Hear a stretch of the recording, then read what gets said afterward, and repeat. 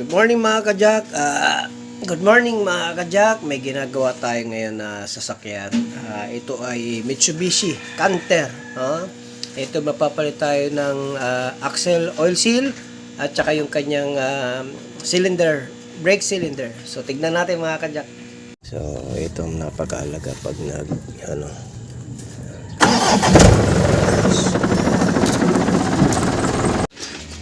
So kita niyo yung mga kajak. Delikado yan. Maubusan yung ating gear oil. So ito na mga kajak, tanggalin natin itong mga tornilyo na ito. Pagkatanggal natin yan, dudukutin natin yung pinaka-axle nya. So ganito ang gagawin natin mga kajak pagkatanggal natin ha.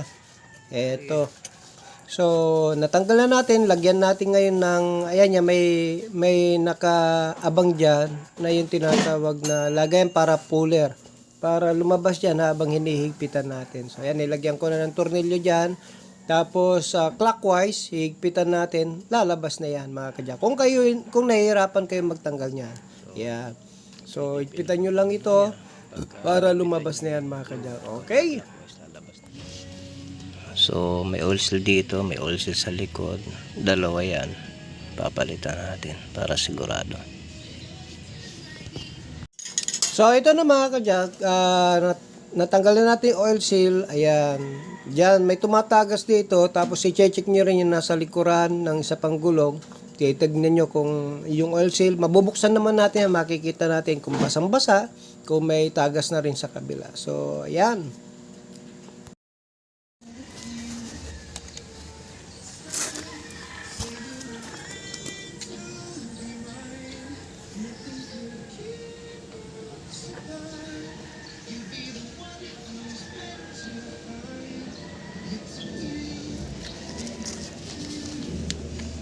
Tabi.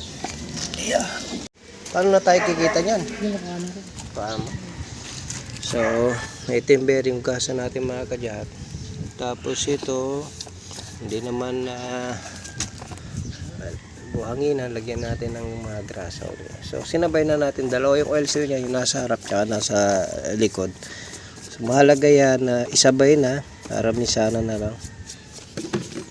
Huwag mong tipirin. Katipid eh. Ayan. Ayan. So nililinis muna natin yung bearing bago salpag. Asan yung nasa harap? Ito sa harap kasi. Ito sa likod. Ibalik mo na mas. So sige. So sinabay na rin natin yung isang brake cylinder. Dalawa yan eh. So may tagas na. So sinabay na rin natin. Ito ay Canter. Mitsubishi. So yan ang ginagawa natin na truck.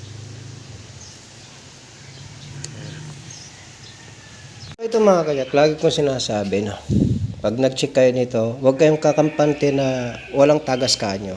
Bubuksan nyo itong mga rubber cap nya. Ayan o. Upon opening mga kajak kayo, may tagas na talaga sa loob. Yun. So hindi pa talaga siya to, ayun, kita nyo mga kajak, yun, malabas yung fluid oh. So ibig sabihin niya mga kajak, pasira na yung rubber niya, yung kanyang repair kit sa loob. So palitan din natin yan. Okay. Ayan. Canter ang ginagawa natin mga kajak ah. So palitan natin ng repair kit. So ito mga kajak, ilagay na natin isang oil seal dito. Ayan. So ito mahalaga, pinakalabi niyan dyan, ingatan niyan para hindi magkaroon ng leak.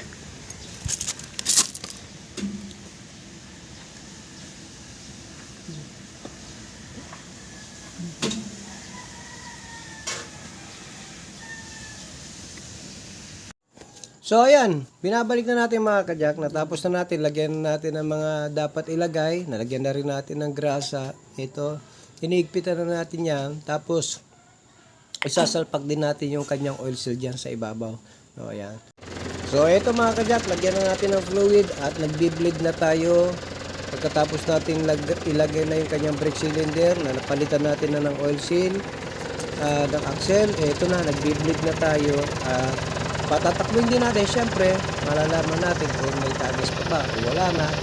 So, yan ang ginagawa natin mga kadyap. So, bombayin lang natin, tapos may kasama tayo, taga-bomba, and then buksan lang natin yan. Okay. Or test na tayo mga kadyap ng ginawa natin na truck. Ayan.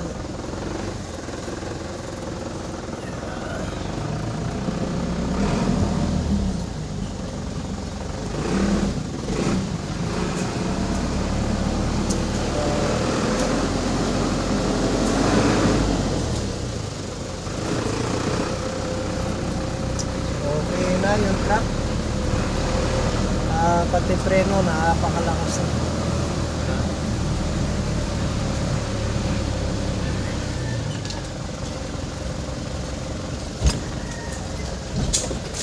Okay na mga kajak.